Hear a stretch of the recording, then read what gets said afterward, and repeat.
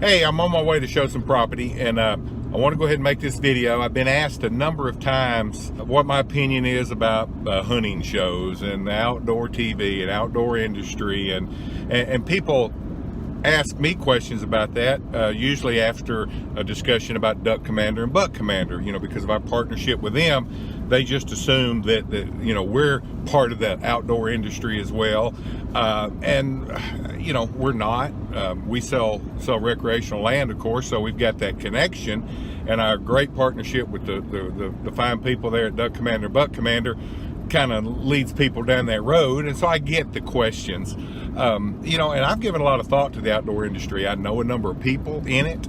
I've got friends who are in it, and when I say outdoor industry, meaning there's a connection to sponsoring products or hunting shows or things like that. So somebody asked me my opinion about the outdoor industry, hunting shows, things like that. Here's the suggestions I would make to them. Number one, I'd make it all about fair chase.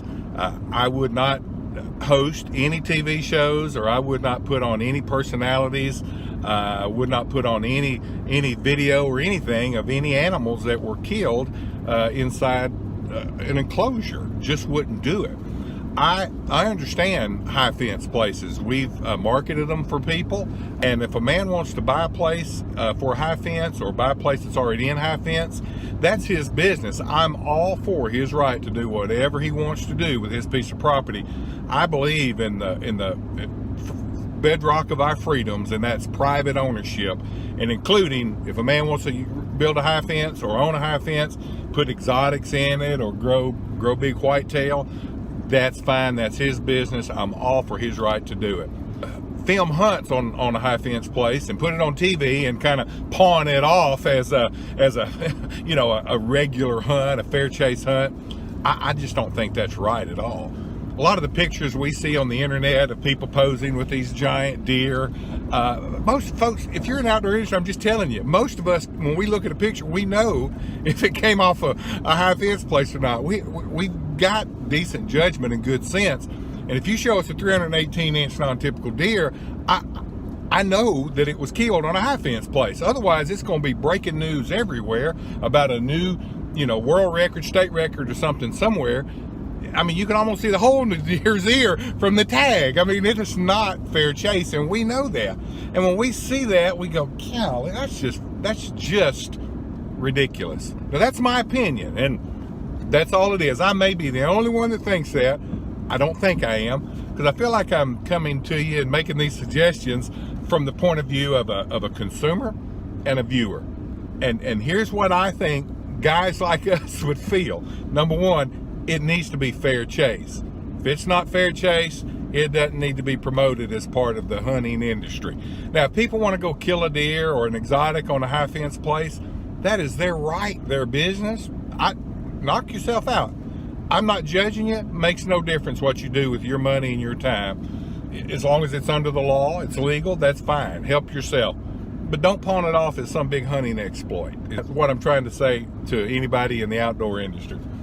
Number two, I would prefer, and I think a lot of people like me as actual hunters and consumers, we're more interested, or I'm more interested in the process, not the bone. And so many shows, so many episodes, social media posts and things are all about, the booner status, or the number of inches of bone, or the record status that an animal is. And that's all cool. I mean, we all want to kill giant whitetail, just use deer as an example. But I'm more interested in the process of hunting, and the good, the bad, the ugly, the highs, the lows, the excitement and the heartbreak, all the things that go wrong, as well as all the few things that go right. What about the hundreds of things that go wrong?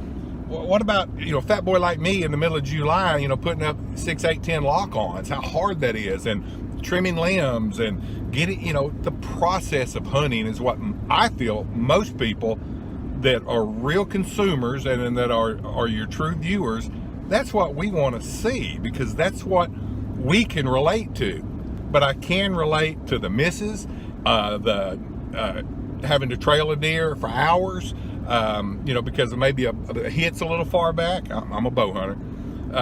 I can relate to, sit after sit after sit, not seeing any deer or not seeing anything that's even close to a shooter.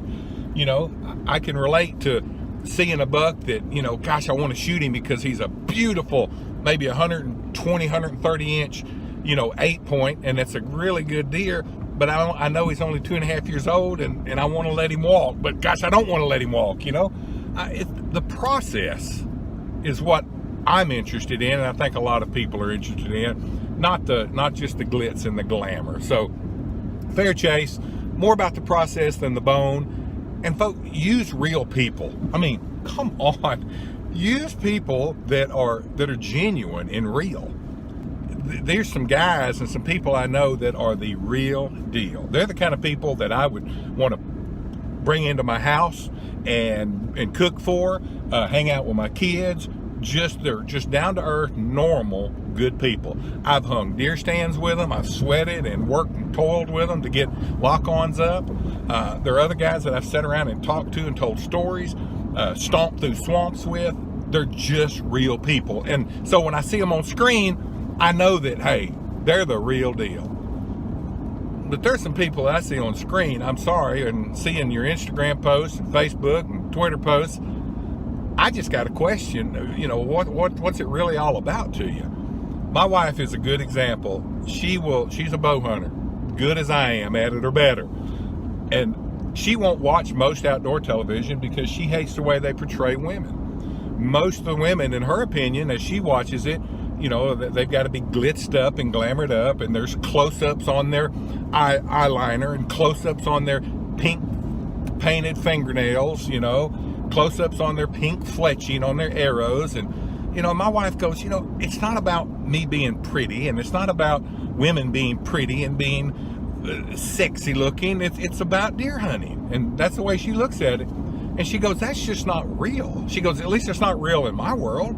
When I go to the woods, when I go try to kill a deer, I'm not worried about, my lip gloss and my fingernails being the same color as my fletching, and that seems to be what she sees.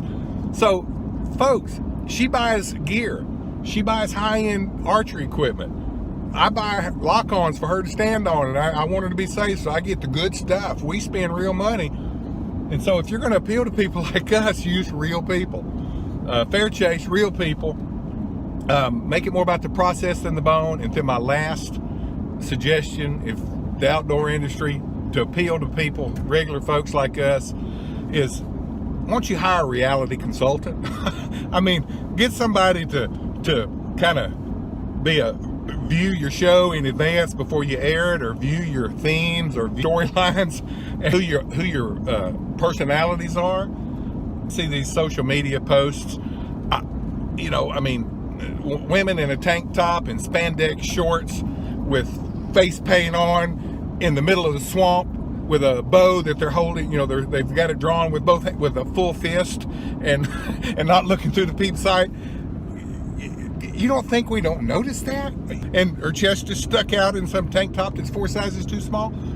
Folks, use a little common sense. Use some reality in what you're doing, somewhere along the way, and I've been watching outdoor shows for a long time, I'm watching less and less because it seems to be more and more about the sex appeal and the glitz and the glamour and the star power of somebody who can get a lot of likes or follows on social media, and the reality of it's gone. So you've pretty much lost me as a viewer. And the things that I buy, I don't buy it based on a hashtag or some chick or some guy who's just walked out of the gym. Boil it down to this for the outdoor industry. You got to keep your consumer in mind. We're real people. We believe in fair chase. We understand that hunting is more disappointment than excitement. And we know the difference between sincere people who hunt for the pure passion and love and challenge of it than the ones who are doing it for glitz and glamour and likes on social media. So, that's my opinion. If I could tell something to the outdoor industry to help it do better, to help it succeed, to help promote hunting in a better light, in a broader way, this is what I would say. I want my boys growing up hunting. I try to teach them to do things the right way. We personally turn down invitations to hunt in high fences because it's just not for us. We buy equipment based on what we know works from reliable companies, not based on a hashtag. So all that said, come on folks, figure it out, do better. There's some great people out there in this industry. Some of them are my friends and they have the same concerns I do. And I want it to grow and succeed for everybody's benefit. So there you have it. Bye.